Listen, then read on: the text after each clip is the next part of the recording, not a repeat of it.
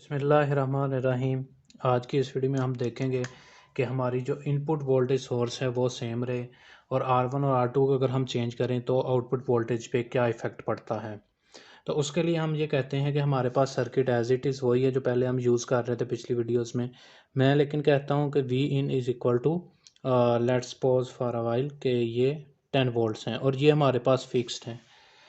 पहली सिचुएशन में ये कहता हूँ कि R1 जो है वो लेट्स सपोज 2 किलो ओहम्स है और R2 को कहता हूँ ये भी 2 किलो ओहम्स है। ये वो सिचुएशन है जब हमने कहा था कि अगर R1 इक्वल टू R2 हो तो क्या होगा, और हमने कहा था जो आउटपुट वोल्टेज है वो डिवाइडेड बाय हाफ हो जाएंगे। इस सिचुएशन के लिए सबसे पहले हम गेन निकाल लेते हैं और जो गेन का इस कंडीशन में फार्मूला क्या हो जाएगा, R2 divided by R1 plus R2, क्योंकि आउटपुट वोल्टेज हमने R2 पे लेने हैं इसलिए R2 ऊपर है। R2 की value 2, R1 plus R2 2 plus 2, ये हमारे पास आ जाएगा 2/4, ये आ जाएगा 1/2, हाफ गेन बन जाएगा इस कंडीशन में जब R1 और R2 इक्वल हैं। सो R1 R2 इक्वल हैं तो इसके अंदर V out is equal to gain into input voltages. Gain हमारे पास कितना है 1/2 का, इनपुट वोल्टेजेस हमने कहा फिक्स्ड हैं 10 और जो आउटपुट वोल्टेजेस हैं वो 5 आ गए। जब R1 और R2 इक्वल हैं तो जो हमारे पास गेन है वो हाफ आएगा और जो आउटपुट वोल्टेज हैं वो इनपुट वोल्टेज के भी हाफ हो जाएंगे। अभी हम ये करते हैं कि हम रेजिस्टेंस की वैल्यू चेंज कर देते हैं। एक कंडीशन देख ली जिसके अंदर रेजिस्टेंस R1 R2 इक्वल हैं और हम उसको जब उसके कैलकुलेशन करते हैं तो आउटपुट वोल्टेज जो उनसे वो हाफ हो जाते हैं। अभी मैं ये कहता हूँ कि जो R1 है वो मेरे पास लेट्स सपोज वो हो जाता है 3 किलो का। R1 की जो वैल्यू है वो मैं चेंज करके कह देता हूँ कि ये 3 किलो ओहम है, R2 हमारे पास 2 किलो ओहम है। तो जो ये डिवाइडर है ये बन जाएगा 2 डिवाइडेड बाय 3 प्लस 2, और इस तरह से जो हमारे पास गेन है वो चेंज हो जाएगा, चेंज हो के हमारे पास 2/5 हो जाएगा। जब 2/5 हो जाएगा तो हम गेन की जगह 2/5 अगर लिखेंगे तो हमारे पास जो आउटपुट वोल्टेज हैं वो 8 वोल्ट आ जाएंगे।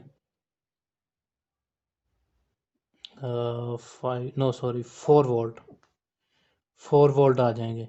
अभी क्या हुआ कि पहले दोनों रेजिस्टेंस इक्वल थे, अभी R1 को हमने थोड़ा सा इंक्रीज़ किया R2 से, तो हुआ क्या, पहले जो 5 वोल्ट हमारे पास हाफ आ रहे थे, क्योंकि R1 ज़्यादा है R2 से जिसके ऊपर वोल्टेज ले रहे हैं वो कम है जिससे वोल्टेज नहीं ले रहे, यानी कि R2 is greater than R2 और sorry R1 is greater than R2, तो जो हमारे पास R2 के अक्रॉस जो वोल्टेजेस थे वो कम हो गए हैं।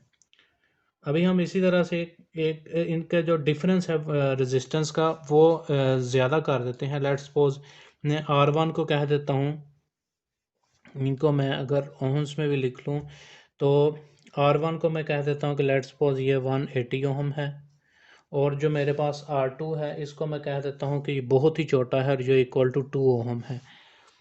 इससे क्या होगा कि जो हमारे पास गेन है वो हो जाएगा 2 डिवाइडेड बाय 180 प्लस 2, और ये इक्वल टू आ जाएगा 2 डिवाइडेड बाय 182, और ये बन जाएगा 141, और जब मैं इसको इधर मल्टीप्लाई करूँगा 141 तो हमारे पास जो आउटपुट पे वोल्टेजेस आएंगी वो 4 वोल्ट से भी कम होकर 0.11 अप्रॉक्सीमेटली हो जाएंगी।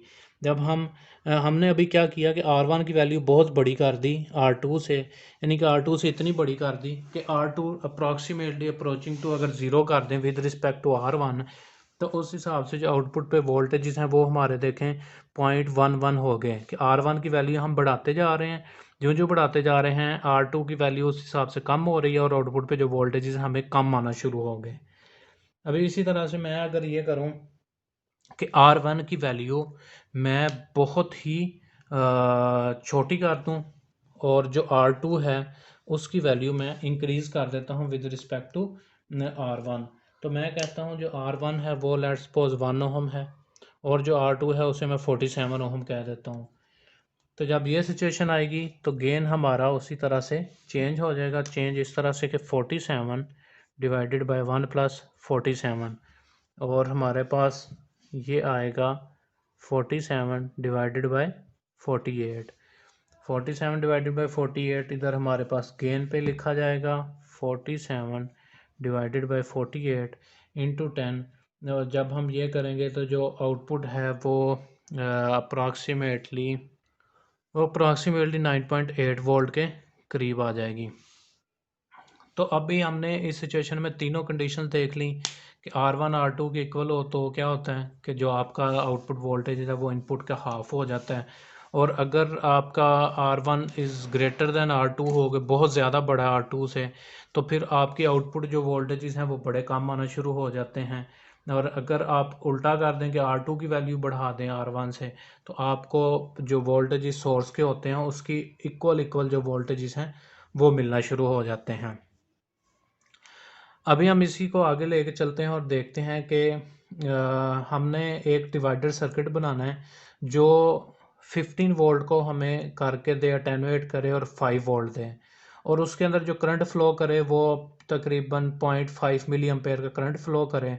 तो उसके लिए हमने देखना है कि हमें R1 और R2 की क्या वैल्यूज़ रखें कि आउटपुट पे हमें 5 वोल्ट मिले और उनमें से करंट 0.5 मिली एम्पेयर का गुजरे। सबसे पहले हमने देखना है हमारी रिक्वायरमेंट क्या है। रिक्वायरमेंट ये है कि हमारे पास जो करंट वोल्टेज इनपुट वोल्टेज हैं वो 15 वोल्ट हैं, और इनको हमने अटेनुएट करना है कि हमें आउटपुट पे वोल्टेज मिले 5 वोल्ट। ये इनपुट वोल्टेज, ये आउटपुट वोल्टेज हो गए। इनपुट पे 15 वोल्ट चाहिए, आउटपुट पे हमें 5 वोल्ट चाहिए, और जो इस डिवाइडर के अंदर करंट गुजरे वो 0.5 मिली एम्पेयर का होना चाहिए, मतलब इससे ज़्यादा ना हो जो इसमें से करंट गुजरे। तो और हमें जो आउटपुट बोल रहे हैं लेट्स सपोज इसी के अक्रॉस चाहिए।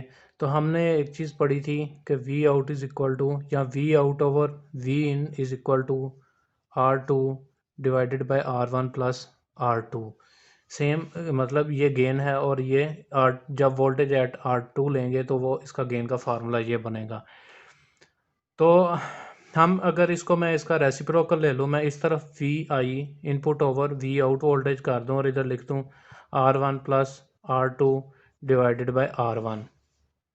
तो मैं यहाँ से कह सकता हूँ input voltage divided by output voltage is equal to R1 over R1 plus R2 over R1। और ये जो इक्वेशन है ये हमारे पास कुछ इस तरह से बन जाएगी, V in over V out is equal to 1 plus R2 over R1। तो मैं इसी इक्वेशन को लिख लेता हूँ यहाँ पे। ये मैंने सारा काम इसलिए किया कि मेरे पास कोई ना कोई रिलेशन आ जाए। सॉरी, ये जोन सा ये बनेगा R1 और ये R2 होगा, क्योंकि वो इस तरह से था R2 divided by R1 plus R2, और जब इसका हम रेसिप्रोकल लिया R1 plus R2 divided bye R2, और इसको जब हम सेपरेट करके लिखेंगे तो ये R1 divided by R2 plus 1 हो जाएगा R2 डिवाइडेड बाय, ये भी यहाँ पे मिस्टेक है, ये R1 डिवाइडेड बाय R2 है। सो हमने ये जो काम है ये इसलिए किया, हमने उसका रेसिप्रोकल भी इसी वजह से लिया कि हमारे पास कोई ना कोई इनका रिलेशन आ जाए रेजिस्टेंस का आपस में, कि आपस में इनका क्या रिलेशन है। इनपुट वोल्टेज हमें पता है 15 है, आउटपुट का पता है 5 है, 1 plus R1 with respect to R1 over R2, ये हो जाएगा 3 और उस तरफ से जो 1 है वो इस तरफ आएगा -1, this will be R1 over R2, और ये आ जाएगा 2 is equal to R1 over R2। इस तरह करने से हमारे पास एक रिलेशन आया कि जो R1 रेजिस्टेंस है वो equal to twice the resistance at R2 है, कि R1 की जो वैल्यू है वो R2 को 2 से मल्टीप्लाई करें वो इक्वल टू R1 आएगा। इसके बाद हमें ये पता है कि जो इनपुट वोल्टेजेस हैं हमारे वो इक्वल टू हैं voltage across R1 plus voltage across R2। तो मैं लिख सकता हूँ आई इंटू R1। आई वो करंट जो इनमें से गुजर रहा है और वो हमने कहा कि 0.5 मिली एम्पेयर गुजर रहा है, इधर प्लस आई इंटू R2 और ये इनपुट वोल्टेजेस हैं कि इक्वल है। इधर से हम लिख लेते हैं कि करंट कॉमन आ गया R1 प्लस R2। जो हमारे पास इनपुट वोल्टेजेस हैं वो इक्वल टू 15 वोल्ट हैं, जो हमारे पास करंट है वो 0.5 मिली है। मिली को हम लिख लेते हैं 10⁻⁻3। ये इक्वल टू आएगा R1 प्लस R2 के। और जब मैं इसको सिंप्लीफाई करता हूँ, मैं इस तरह से कर देता हूँ कि R1 प्लस R2 एक साइड पे, ये जो चीज़ है इसके नीचे आके डिवाइड हो जाएगी, तो 15 डिवाइडेड बाई 0.5 इन 10⁻⁻3। और जब हम इसको सिंप्लीफाई करेंगे R1 plus R2 equal to हमारे पास आएगा 30 किलो ओम्स के। एक इक्वेशन हमारे पास ये आ गई और एक इक्वेशन हमारे पास ये हो गई। सो हमने सम ऑफ रेजिस्टेंस ये निकाल लिया कि हमारी जो रिक्वायर्ड कंडीशन है उसमें सम जोन सा वो इक्वल टू इसके होना चाहिए, और लेकिन आपस में जो रिलेशन है वो ये होना चाहिए। इसको R1 plus R2 is equal to 30 kilo ohm हमने निकाला। उसके बाद हम क्या करते हैं, जो ये R1 निकाला है इसको मैं इसकी जगह प्लेस कर दूंगा तो R2 की वैल्यू आ जाएगी। सो R1 को इस R1 की जगह मैंने पुट किया तो ये जो इक्वेशन है ये बन जाएगी 2R2 plus R2 is equal to 30 kilo ohm, और ये हो जाएगा 3R2 is equal to 30 kilo ohm and R2 is equal to 30 divided by 3 10 kilo ohm. जो R2 की वैल्यू है वो 10 किलो ओम होनी चाहिए। इसी तरह से हम ये R2 की वैल्यू ये उठा के मैं इस जगह पुट करूँगा तो मेरे पास ये जो इक्वेशन है ये कुछ यूँ बन जाएगी, R1 is equal to 2 into 10 kilo ohm और ये आ जाएगा 20 किलो ओम। R2 हमने निकाल लिया, ये 10 किलो ओम का होना चाहिए।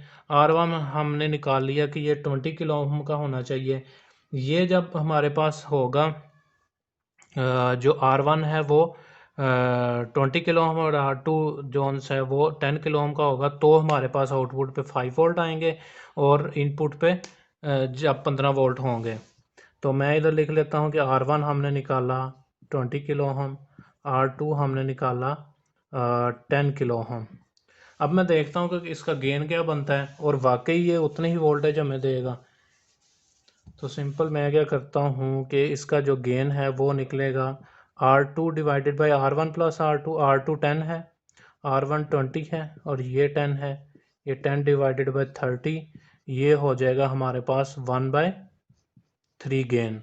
सो आउटपुट पे जो वोल्टेजेस हैं वो हमारे पास आ जाएंगे equal to 1/3 into input voltage 15, ये आउटपुट पे हमारे पास 5 वोल्ट आ गए। ठीक है, ये इस चीज़ को सेटिस्फाई कर रहा है जो वैल्यूज़ हमारे आई। अभी हमने ये देखना है कि हमें रजिस्टर की पावर रेटिंग किस वैल्यू की हो, तो हमें पता है P is equal to I square R, current कितना गुजर रहा है और रेजिस्टेंस की वैल्यू क्या है।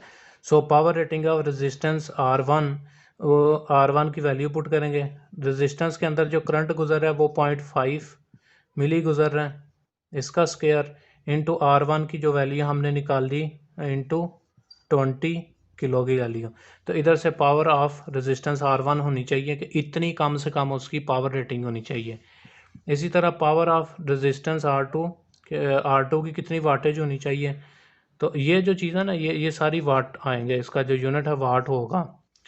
पावर ऑफ R2 क्या होगी कि उसी तरह 0.5 मिली का स्क्वायर इंटू R2 की जो वैल्यू हमने निकाली 10 किलो, ये जब मल्टीप्लाई होगा जो भी आंसर आएगा वाट के अंदर कैपिटल W साथ लिखा होगा, इतनी वाट का R2 का रजिस्टर होना चाहिए। सो अभी हमने देखा कि किस तरह से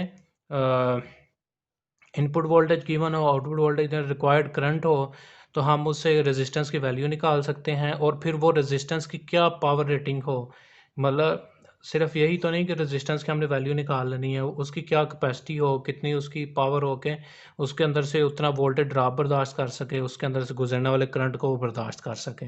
सो इस तरह से जो पावर आएगी ये मिनिमम पावर होगी जो उसके अंदर से गुजरनी होगी। आप जब वोल्टेज डिवाइडर बनाएं तो इससे ऊपर की इससे ज़्यादा पावर रेटिंग की कोई बार रजिस्टर आप उठा के उसको यूज़ कर सकते हैं।